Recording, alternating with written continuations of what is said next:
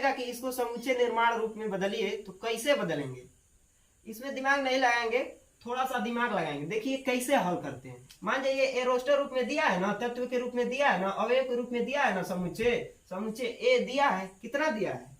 कह रहा है कि समुच्चय ए में 1 4 9 16 डट डट डट डट कहां तक? अनंत तक दिया है अवयव। रोस्टर रूप में है ना अवयव है, तो इसको कह रहा है कि भैया किसमें बदलिए?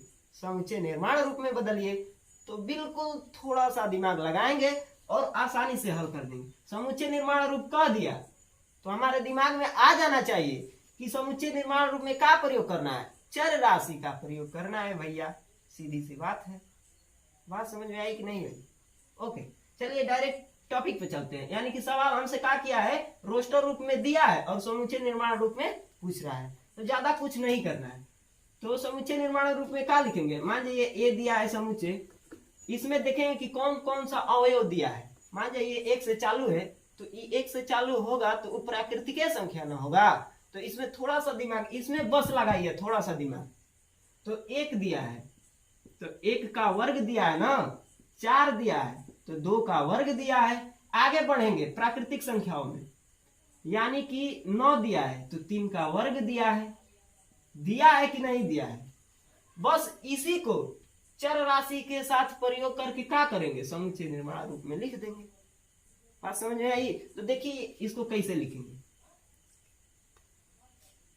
चर राशि का प्रयोग करना है ना समुच्चय निर्माण रूप में, तो हम लिखेंगे कि भैया देखिए ऐसे हल करेंगे कि x सच डेट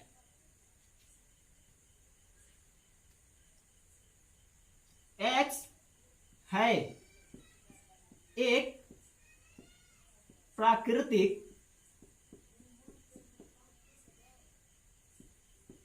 संख्या का है, वर्ग है। वर्ग है कि नहीं है? यही क्या हो गया भैया? समुच्चय निर्माण रूप हो गया। बात समझ में आया? जैसे 1 4 9 16 दिया है तो ये प्राकृतिक संख्या ना है, बस उसका जो संख्या दिया है उसका वर्ग किया है। 1 का वर्ग किया है, 4 का वर्ग किया है, तो उसी को चर राशि के प्रयोग में क्या कर दिए हैं? समुच्चय निर्माण रूप में लिख दिए हैं कि x सच डेट x है एक प्राकृतिक संख्या का वर्ग। अब इसको वही मीनिंग निकला, उसी को घुमा दिए, बस चर राशि का प्रयोग कर दिए। बात समझ में आई कि नहीं है? चलिए नहीं समझ में आई तो एक और उदाहरण लेते हैं, ठीक है?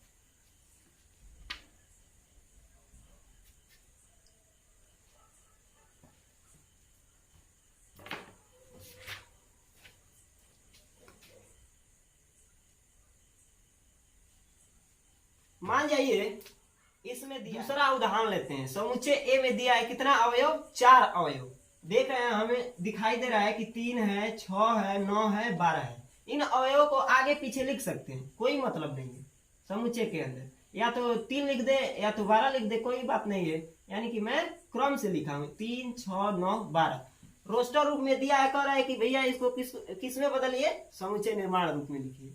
तो समुच्चय निर्माण रूप पूछ दिया तो ज्यादा दिमाग नहीं लगाएंगे। हमारे दिमाग में आ जाना चाहिए कि x चर राशि का प्रयोग करना है। तो हल करेंगे। ए दिया है समुच्चय में, किसका प्रयोग करना है? चर राशि का। तो इसको देखेंगे कि कौन कौन सी संख्या दिया गया है। बात समझ में आई? तो देखिए कैसे प्रयोग करेंगे कि x सच डेट 3x, यहां पे लिख देंगे कि x belongs to n, n का मतलब नेचुरल नंबर, और यहाँ पे x बराबर 1 2 3 4 लिख देंगे। यानी कि चर राशि का प्रयोग किए हैं कि नहीं किए हैं? अब यहाँ पे बात समझ में, आप लोगों को समझ में नहीं आया हो कि कैसे सर जी हल कर दिए हैं? तो देखिए थोड़ा सा दिमाग लगाइए। यहाँ पे मीनिंग जो लिखेंगे उसका मीनिंग इतना आना चाहिए, तभी कहेंगे क्या है भैया सवाल हमारा दिया हुआ प्रश्न क्या है, सही है।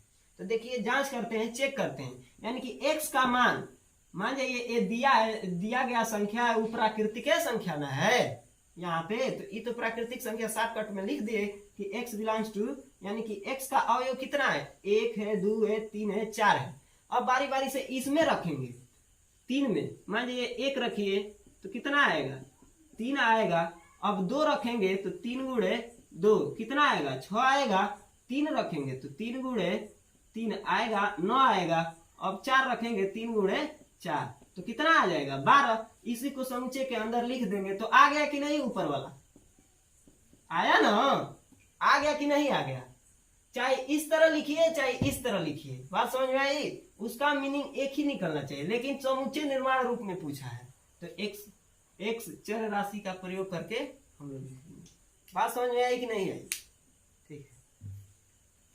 ये तो बता दिए कि रोस्टर रूप दिया रहेगा तो समुच्चय निर्माण रूप में कैसे लिखेंगे, ये तो बात समझ में आ गई।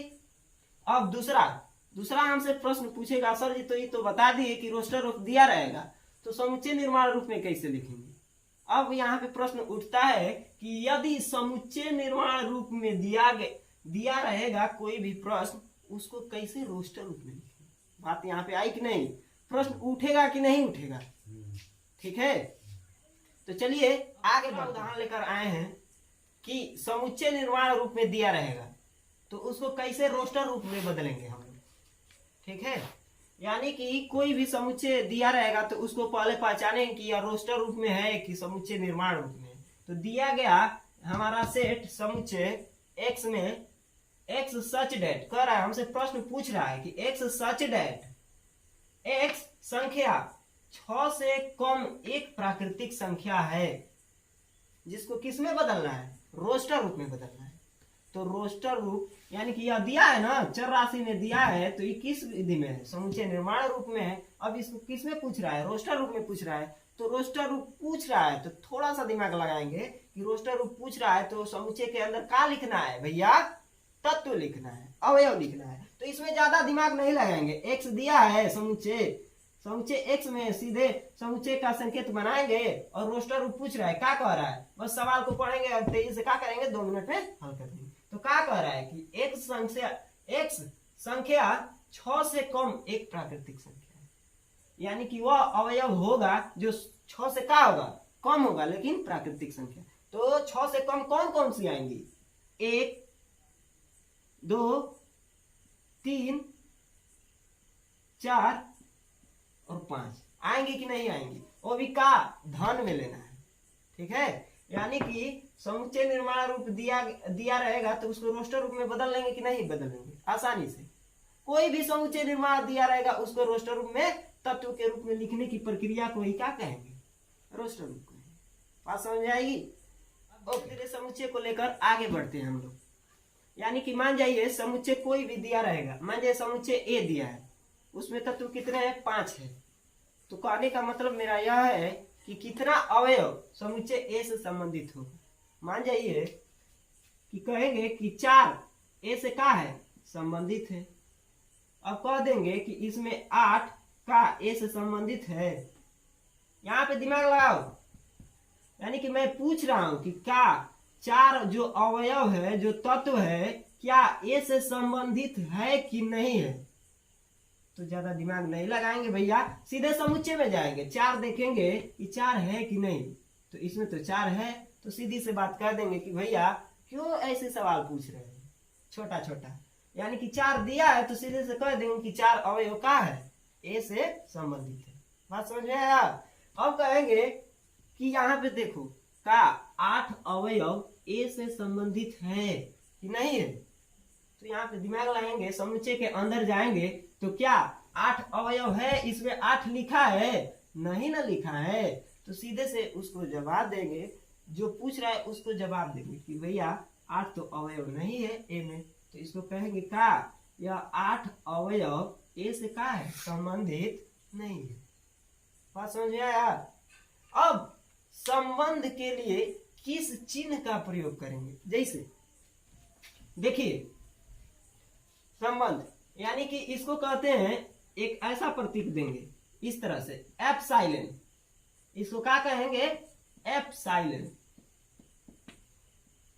लेकिन समुच्चय के अंदर इसको क्या पढ़ेंगे, बिलोंग्स टू, यानी कि समुच्चय चैप्टर न पढ़ रहे हैं, समुच्चय न दिया है तो इसको एप्सिलॉन को क्या कहेंगे, बिलोंग्स टू।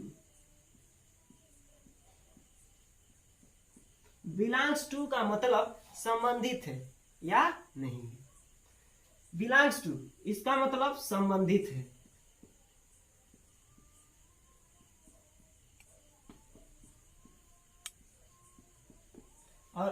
इसी को इस तरह लिख दें तो क्या कहेंगे, डज नॉट बिलोंग्स टू।